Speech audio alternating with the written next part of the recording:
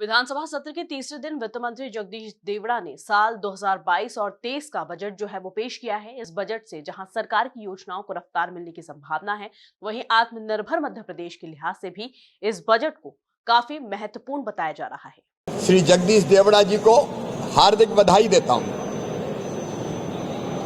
आज मध्य प्रदेश विधानसभा में ऐतिहासिक बजट प्रस्तुत किया गया है।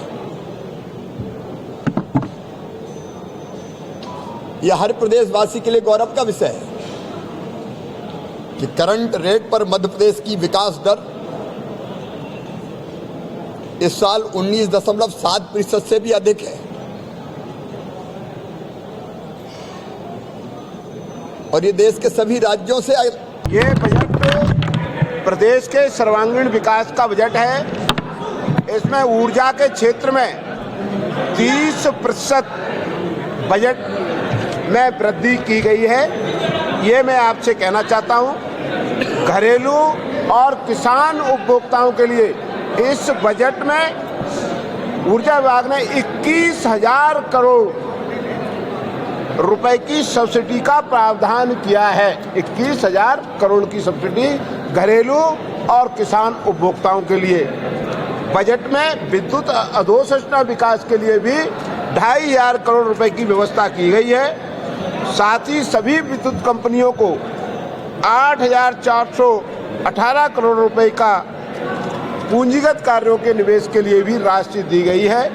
ये बजट जनहितैषी है। बहुत तेजी से दिखाई दे रही है और अगर आप केंद्र सरकार के पोर्टल पे देखेंगे तो 19 राज्यों के विकास दर केंद्र सरकार ने लोड करी है।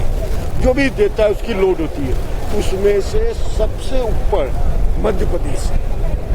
ये अपने आप देखिए, मुझे तो एक मूल बेसिक लाइन आप बता दें कि बजट सुनने के पहले बजट का विरोध करना उनकी राजनीतिक मजबूरी या नासमझी किसका परिचायक है, ये आप उनसे पूछें।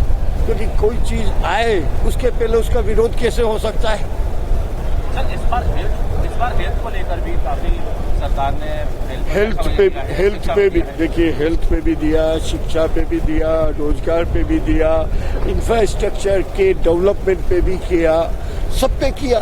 क्योंकि विकास तो सभी दृष्टिकोण से होगा, पूरा इकोसिस्टम बनेगा तो मध्य प्रदेश तरक्की पे आएगा। और उसका हमारा परिचायक, हमारी बातों का प्रूफ 19 राज्यों में से सबसे ऊपर जिनका डाटा अभी तक उपलब्ध हुआ बजट के बाद, उसमें सबसे ऊपर मध्य प्रदेश आ गया। ये हमारे लिए बहुत गौरव की बात है। धन्यवाद। मैं कांग्रेस के मित्रों को कहना चाहता हूँ,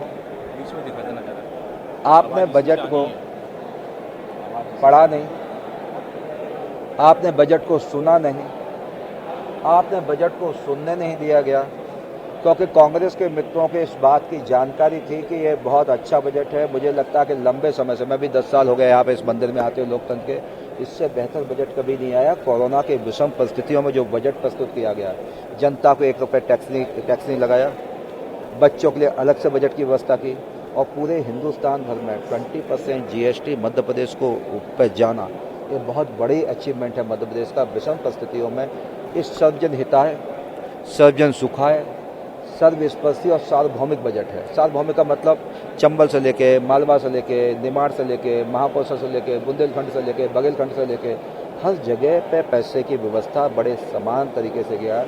ट्राइबल्स में बड़ा किया और सबसे ज़्यादा इंफ्रास्ट्रक्चर पे इस बजट में महत्व दिया है, क्योंकि रोजगार सृजन होंगे, रोजगार सृजन करने की व्यवस्था खड़ी होगी।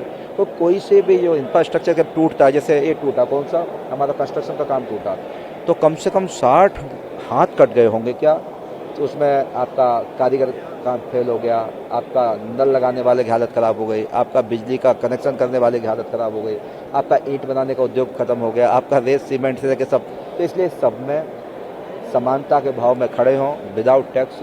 इससे अच्छा बजट इन परिस्थितियों में मध्य प्रदेश में नहीं हो सकता। कांग्रेस बराबर कह रही है कि ये जनता को निचोड़ने वाला था। आर्थिक संरक्षण देखने के बाद समझ में आ गया था कि ये बजट का इमारत क्या होगा। एक्चुअली कांग्रेस के लोग